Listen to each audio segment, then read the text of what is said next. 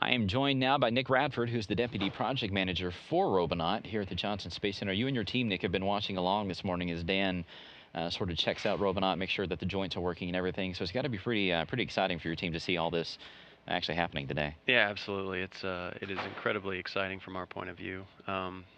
This is actually today was pretty monumental. This was the end of a long series of checkouts that we've been going through, trying to get all the degrees of freedom or the places that the robot can move up and running. And so over the last 4 or 5 times we've been running it, we've been incrementing our way towards that. But just finally today we've been able to run all the degrees of freedom of the robot. We got all of them to move, and they're checking out very successfully.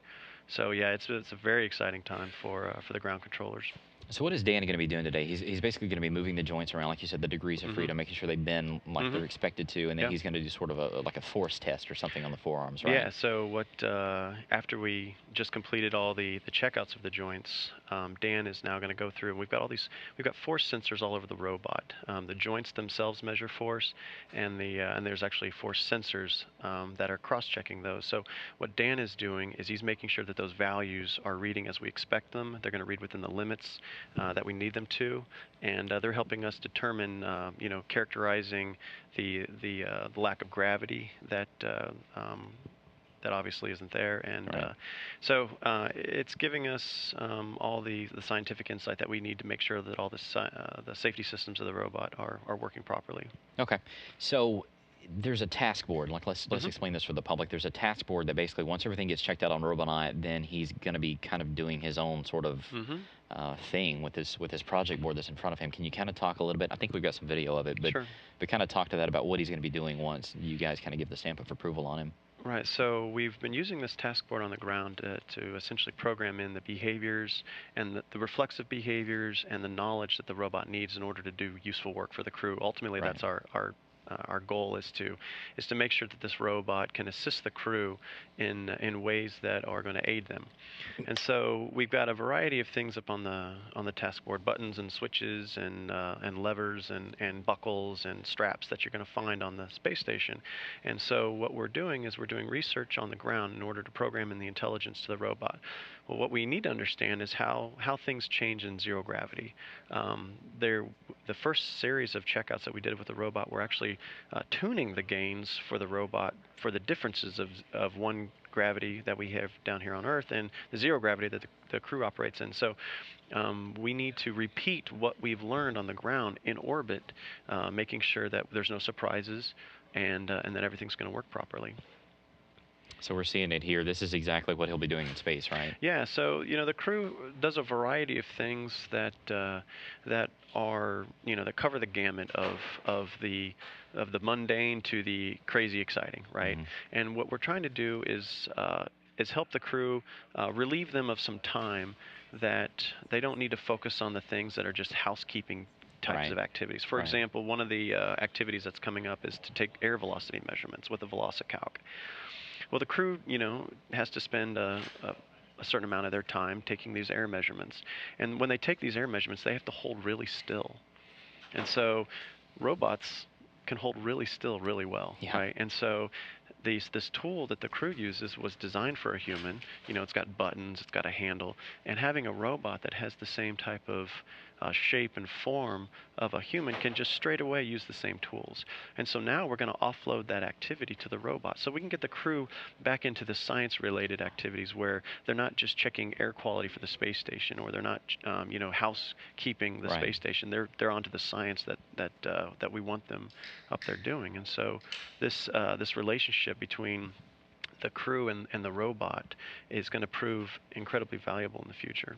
What are the lights that you see in his hands there? It's pretty much bling, really. Okay. So they're indications that are certain electronics in the boards are reading the sensors in the hand. So the hand is this incredibly sensate device. It's got just as you can have an incredible this incredibly delicate sensation of feeling when you're touching things, and so does the robot. And so what really sets this robot apart from other robots you might see is its ability to perceive forces in its, from interacting with its environment. Okay. So if you want to actually do anything, and what we've really designed this robot to do is to do work. So if you actually want to do anything, you have to have this perception of forces. And so, this robot can grab something, and based on the tactile information it's getting in its hand, estimate the pose of that object.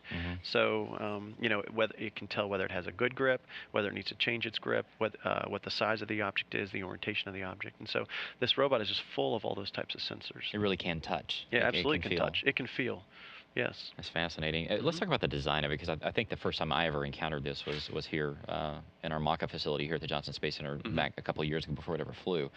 And one thing that you guys taught us, which I found very interesting, is that it looks humanoid, but that's for a reason. It's not just because it looks cool. It's because once you start adding stereo vision, you've got two cameras, and so it starts to kind of take on a human shape. Exactly. So the anthropomorphic shape of the robot is absolutely by design, because we've designed a robot to interface and interact with all the same tools and the same structured environment and just all the same objects that you and I do.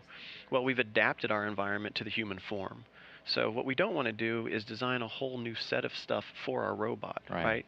So, for example, space tools. There's a lot of money in space tools. NASA has a huge investment in the qualification of these tools. So you could go build a robot and then go build a whole separate suite of tools, or you could build a robot that just happens to be able to use the same tools that the crew does. Same form. Yeah, the same form. And plus, when you're interacting with the robot, you have this sense of, you have this intuitive sense about how the robot's going to move when it looks like you. If it was some odd-shaped robot that was optimized for some specific task, you might be a little uneasy when you're trying to work with it, because it's not going to move in an intuitive way. Right. And so when it's got two hands and two arms and a head that sits right above its shoulders, when it hands you something, you know exactly the motion that it's going to give you that object with. And so that sense of security and comfort is very important to us designers, because we want the crew to use this robotic tool, and we want them to use it a lot. And so it needs to be comfortable for them to work with. So let's talk long-term plans. What, 5 years down the line, what would you see Robonaut doing? We are very interested in, and we're very motivated to get this robot in an EVA setting. And so what we're doing IVA right now is preparing for that. And we're putting the robot up in a more of a structured environment, being able to place objects near it, being able to investigate how the robot's interacting with things. And we're going to prove out the operational concept of this robot IVA to show its value that it'll have EVA.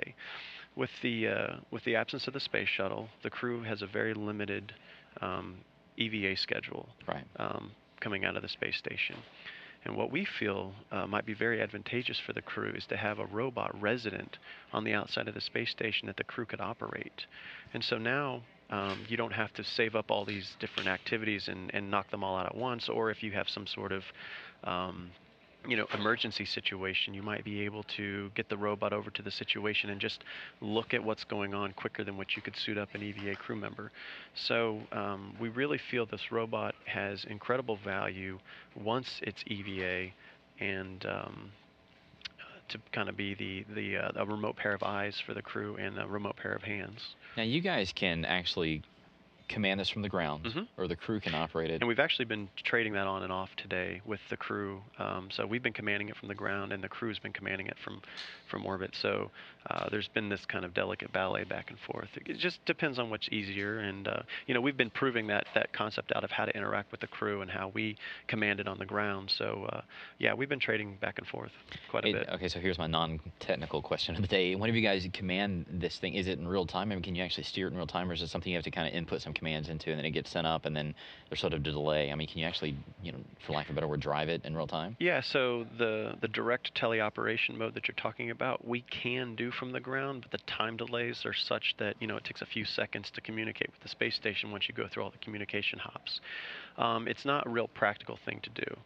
Now the crew has teleoperation gear on orbit that they can put on and drive the robot in the same fashion that you're talking about. And we could do that on the ground, but the time delays would make it a little impractical. That's very cool stuff. Well, we'll keep following along as Robonaut gets checked out today, and Well, we'll have an update for you tomorrow here on ISS Updates. So Nick, thanks so much for coming by. Thanks, Appreciate it. Josh, for having me.